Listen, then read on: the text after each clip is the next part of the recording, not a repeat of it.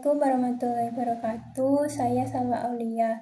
Di sini saya mau murojaah golongan obat diuretik dan golongan obat hipolipidemik. Yang pertama, golongan obat diuretik. Obat yang pertama yaitu ada spironolakton. Spironolakton ini untuk penyakit hipertensi atau darah tinggi. Obat spironolakton ini diminum pada pagi hari. Untuk efek sampingnya yaitu peningkatan kadar gula darah rendah, kemudian ada mual, kemudian juga ada dehidrasi. Untuk terapi non-farmakologinya yaitu bisa diet rendah garam, kemudian olahraga yang teratur minimal 30 menit per hari dalam seminggu bisa dilakukan 3-4 kali. Olahraga ini olahraga yang ringan seperti bersepeda atau jalan santai. Kemudian karena efek sampingnya dehidrasi, bisa minum air putih sebanyak mungkin minimal 2 liter.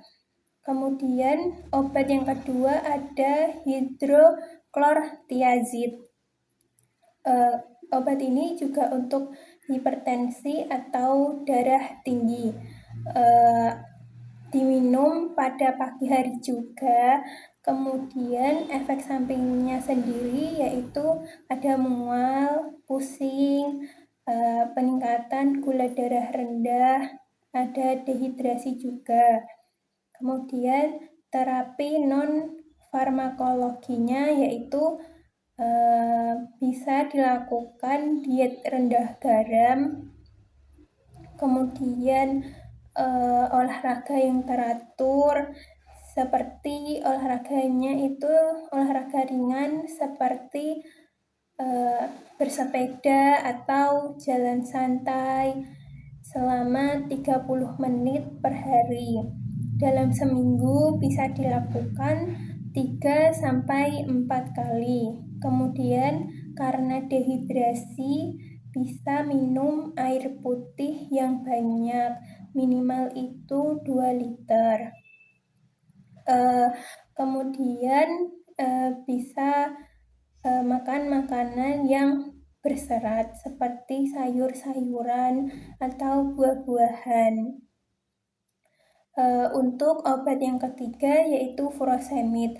Obat furosemid ini juga untuk obat hipertensi atau darah tinggi diminum pada pagi hari. Efek sampingnya sendiri itu juga sama seperti peningkatan gula darah rendah, kemudian dehidrasi, kemudian ada mual, pusing, seperti itu. Kemudian terapi non-farmakologinya sendiri itu juga bisa seperti olahraga yang teratur, seperti bersepeda atau jalan santai selama 30 menit per hari. Bisa minum air putih yang banyak, diet rendah garam, seperti itu. Kemudian untuk golongan obat hipolipidemik, yang pertama obat gemfibrozil. Obat gemfibrozil ini untuk penyakit hiperlipidemia atau hiperkolesterol. Diminum pada malam hari sesudah makan. Efek sampingnya sendiri yaitu ada nyeri otot, mual, terus gangguan pencernaan. Gangguan pencernaan itu seperti diare, seperti itu. Kemudian untuk terapi non-farmakologinya itu bisa makan makanan yang berserat seperti sayur-sayuran, terus buah-buahan. Kemudian bisa olahraga yang teratur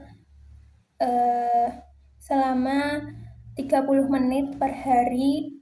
Dalam seminggu itu bisa dilakukan 3-4 kali. Olahraganya itu seperti olahraga bersepeda santai, atau bisa jalan santai.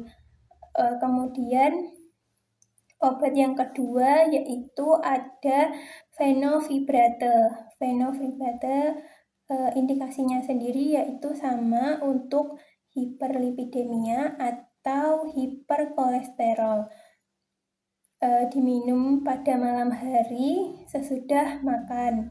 Untuk efek sampingnya sendiri yaitu sama, nyeri otot, kemudian kram, terus gangguan pencernaan. Gangguan pencernaan itu seperti diare, sembelit, dan lain-lain. Kemudian terapi non-farmakologinya yaitu bisa jalan santai, olahraga ringan seperti jalan santai atau bersepeda selama 30 menit per hari. Kemudian bisa mengurangi makanan-makanan berlemak seperti gorengan, terus daging, dan lain-lain. Bisa diimbangi dengan makanan-makanan yang berserat seperti sayur-sayuran atau buah-buahan. Kemudian minum air putih yang banyak. Untuk obat yang ketiga yaitu simvastatin. Untuk indikasinya sendiri yaitu sama untuk hiperlipidemia atau hiperkolesterol. Diminum pada malam hari setelah makan. Untuk efek sampingnya yaitu nyeri otot, kram, terus gangguan pencernaan, gangguan hati. Non-farmakologinya yaitu bisa olahraga teratur minimal 30 menit per hari. Dalam seminggu itu bisa dilakukan 3-4 kali. Bisa mengurangi makanan-makanan berlemak seperti gorengan atau jeroan, terus seperti daging, seperti itu. Kemudian obat yang keempat ada atorvastatin. Indikasinya juga sama untuk hiperlipidemia dan untuk hiperkolesterol. Diminum pada malam hari sesudah makan. Efek sampingnya seperti gangguan pencernaan, mual, nyeri otot, terus kram. Gangguan pencernaan itu seperti diare, sembelit, dan lain-lain. Kemudian terapi non-farmakologinya bisa olahraga yang teratur. Olahraga itu ringan seperti bersepeda atau jalan santai dan lain-lain selama 30 menit per hari.